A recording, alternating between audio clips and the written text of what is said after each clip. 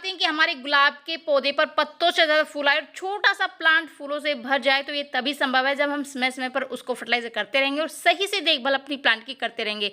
तो आज की वीडियो में एक ऐसी पावरफुल खाद शेयर करने वाली हूँ जिसका इस्तेमाल करके आप अपने छोटे से गुलाब को फूलों से भर सकते हैं। और दोस्तों, ये जो खाद है ये बाजार की सभी खादों को मात दे देगी। प्लांट में डालते ही आपका प्लांट में गुच्छों में फ्लावरिंग होगी। तो ये कौन सी खाद है और किस तरीके से हम अपने पौधों में इस्तेमाल करने वाले आगे वीडियो में बताने वाली। वीडियो स्टार्ट करते हैं। नमस्कार दोस्तों, मार्च का महीना चल रहा है और मार्च का जो महीना होता है वो गुलाब का ग्रोइंग टाइम होता है। इस समय न्यू बेसल शूट्स गुलाब के पौधे पर निकलती है और बहुत सारी कलियां बनती है। आप मेरे प्लांट में देख रहे हैं कितनी सारी कलियां बनी हुई है, हर एक ब्रांच पर कितनी सारी कलियां बनी हुई है। और उसका कारण दोस्तों ये है कि मैं मौसम के हिसाब से अपने प्लांट को फर्टिलाइजर करती रहती हूँ। मौसम के अनुकूल अगर हम अपने प्लांट को खाद देते हैं तो उसका फ़ायदा हमारे प्लांट पर ज़्यादा मिलते हैं। और गुलाब का तो एक ऐसा प्लांट है जो बहुत ही हैवी फीडर प्लांट है।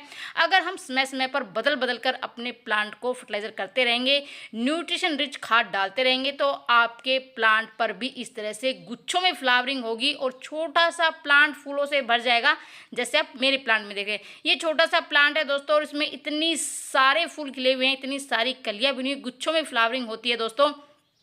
तो सबसे पहले दोस्तों, अगर आप चाहते हैं कि आपका गुलाब का पौधा फूलों से भर जाए तो उसको पूरे दिन की धूप में रखें, क्योंकि गुलाब का प्लांट है वो सन लविंग प्लांट है।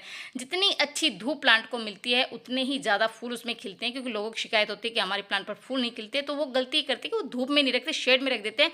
तो आप अपने प्लांट को सबसे पहले पूरे दिन की धूप में रखें दोस्तों। दूसरा ये है कि पानी का विशेष ध्यान रखना है। गर्मी शुरू हो गई है तो दिन में एक बार पानी ज़रूर होना चाहिए। मिट्टी में हल्की नमी बनाए रखें, ज़्यादा पानी आपको नहीं देना है। तीसरा दोस्तों, सबसे इंपॉर्टेंट टिप मैं आपको बता रही हूँ, इस तरह से डेड हेडिंग करते रहे, प्रूनिंग करते रहे अपने प्लांट के। जितने भी फूल सूख जाते हैं उनको तुरंत निकालते रहे और अपने प्लांट की इस तरह से जो एक्स्ट्रा ब्रांचेस निकली हुई है, जो पुरानी ब्रांचेस है, उसको कट कर दे। क्योंकि प्लांट है वो नई ब्रांच पर ही कलियां बनाता है। देखिए, अभी बहुत बढ़िया टाइम है, इस टाइम पर आप अपने प्लांट को प्रून कर सकते हैं। मैं प्रूनिंग करने में कोई कंजूसी नहीं करती, समय समय पर अपने प्लांट को, जैसे फरवरी में मैंने प्रून किया था, अक्टूबर में प्रून करती हूँ और उसका रिजल्ट मुझे इतना शानदार मिलता है कि मैं बहुत सारे नए प्लांट कटिंग से तैयार कर लेती हूँ। इतने सारे गुलाब के प्लांट हैं। मेरा तो देसी गुलाब है और दोस्तों इतनी सारी फ्लावरिंग उसमें होती है और बहुत सारे लोग मेरे से इसकी कटिंग मांगते हैं और मैं इतनी सारी कटिंग तैयार करके लोगों को देती हूँ। ये जो कटिंग है ये 2 से ढाई महीने पहले की मैंने लगाए हुए थे और उसमें बहुत अच्छी जो कटिंग है वो मेरी ग्रो हो गई है। और अभी मैंने 10 से 12 दिन पहले भी कटिंग लगाई थी दोस्तों। कितनी सारी कटिंग में लगाती हूँ और देखिए सब की सब कटिंग है वो बहुत ही अच्छे से ग्रो हो रही है। बहुत ही बढ़िया जो रिजल्ट मुझे मिलता है। इतने सारे प्लांट मैं कटिंग से ही तैयार करती हूँ और लोगों को बांट भी देती हूँ दोस्तों। सबसे बड़ा फायदा तो है कि हम बहुत सारे प्लांट कटिंग से तैयार कर लेते हैं। दूसरा बड़ा फायदा ये है कि प्रूनिंग करने का, कि जहाँ जहाँ से हम प्रून करते हैं वहीं से न्यू बेसल शूट्स निकलती है। और दोस्तों इस मौसम में तो जितनी भी बेसल शूट्स निकलती है उसी पर कलियाँ बनती है। आप देख सकते हैं, देखिए मैंने यहाँ से मैंने कट किया था और देखिए जितनी भी जहाँ जहाँ से मैंने कट किया था, जितनी भी बेसल शूट्स है उसमें सब में कलियाँ बनी शुरू हो गई है। यहाँ से मैंने कट किया था और देखिए फरवरी में मैंने कट किया था, फरवरी के लास्ट वीक में मैंने कट किया दोस्तों। और अब देखिए कितनी फास्ट ग्रोथ इसमें हो रही है, कितने सारे बेसल शूट्स जहाँ जहाँ से मैंने कट किया था आप देख सकते हैं। जहाँ जहाँ से मैंने कटिंग की थी वहीं से है ना नई ब्रांचेस निकली हुई है और इन्हीं पर कलियाँ बनेगी दोस्तों।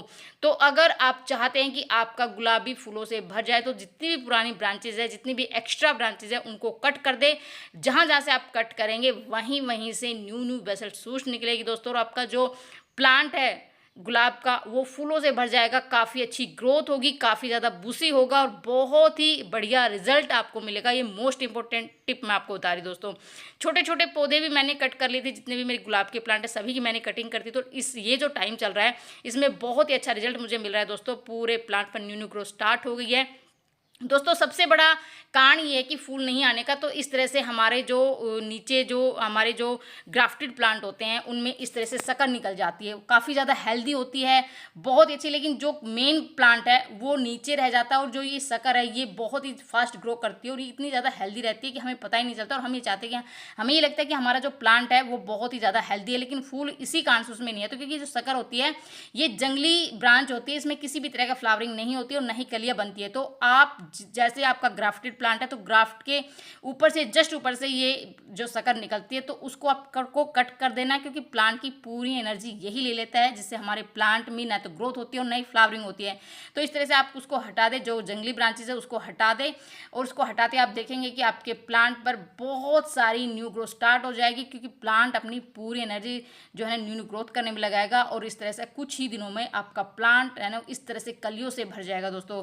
तो इस टाइम पर अगर आप चाहते हैं कि आपका प्लांट आने वाली पूरी गर्मी इस तरह से कलियां बनती रहे, फूल खिलते रहे, तो इस टाइम पर आप अपने प्लांट की गुड़ाई ज़रूर करनी दोस्तों। जितनी भी आपके प्लांट पर खरपतवार हो गई है उसको आप निकाल दें और गुड़ाई ज़रूर करें। गुड़ाई करने के बहुत सारे फ़ायदे होते हैं पौधे में। एक तो सबसे पहले तो है कि जो मिट्टी वो काफ़ी सख्त हो जाती है, लगातार हम उसको पानी देते रहते हैं, फर्टिलाइज़र करते रहते हैं, तो मिट्टी काफ़ी सख्त हो जाती है, जिससे हमारे प्लांट की जड़ें हैं उसका विकास नहीं होता, ग्रोथ नहीं होती।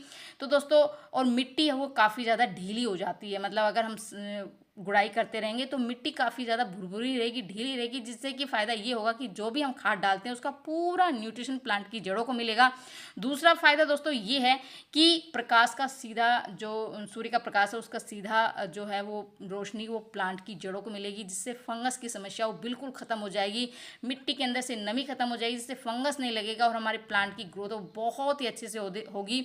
जो ऑक्सीजन और प्रॉपर प्लांट की जड़ों को मिलेगा, जिससे प्लांट की जड़ों का विकास होगा, जिससे हमारा प्लांट भी काफ़ी ज़्यादा हेल्दी रहेगा दोस्तों।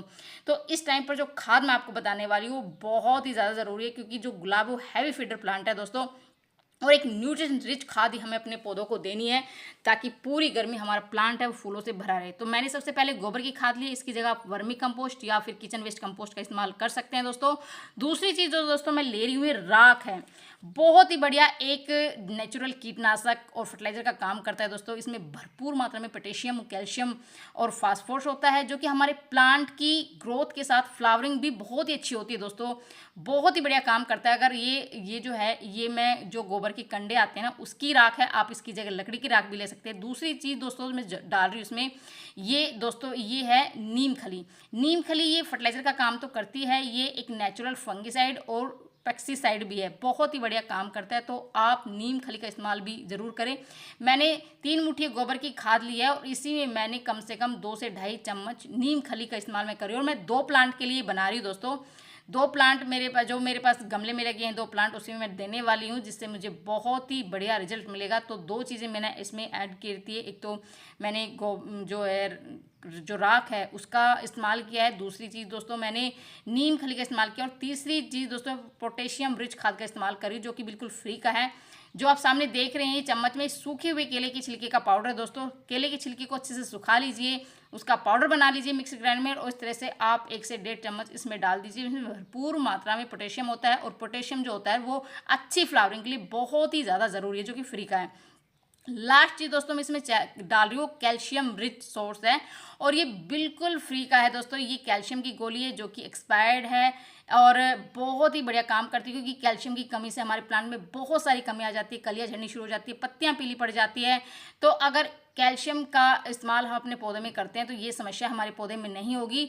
अगर आपके पास इस तरह की कैल्शियम की गोली नहीं है तो आप चौक का इस्तेमाल भी कर सकते हैं, जो कि ब्लैक बोर्ड पे हम जो लिखते हैं ना बहुत ही सस्ता आता है, आपको 5 रुपये का पूरा पैकेट मिल जाएगा दोस्तों। उसमें बहुत सारे होते हैं, तो कितना सस्ता और कितना अच्छा है ये कैल्शियम का इस तरह से।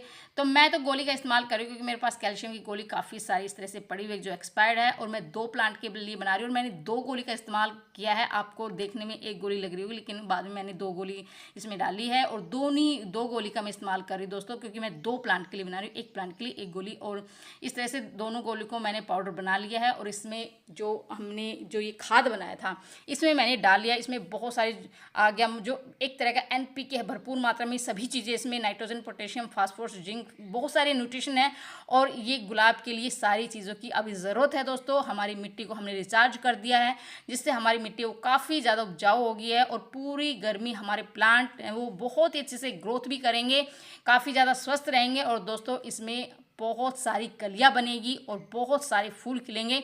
तो अगर आप चाहते हैं कि आपका जो प्लांट है वो इस तरह से फूलों से भरा रहे, काफ़ी ज़्यादा हेल्दी रहे, पत्तियों में अलग ही चमक रहे, पत्तियां पीली ना पड़े, कलियां झड़कर ना गिरे, कलियां जो भी बने फूल में कन्वर्ट हो दोस्तों, बड़े बड़े साइज के फूल खिले। तो बहुत ही ज़बरदस्त खाद मैं बताने वाली हूँ जो कि बहुत ही बढ़िया इस टाइम पर गुलाब पर काम करेगा दोस्तों ये है संतरे की छिलकी जो कि मैंने 24 घंटे के लिए पानी में भिगोकर छोड़ दिया था। इसकी जगह आप नींबू के छिलके, मौसम्बी के छिलके, किसी भी तरह का छिलके ले सकते हैं, बहुत ही बढ़िया काम करते हैं दोस्तों।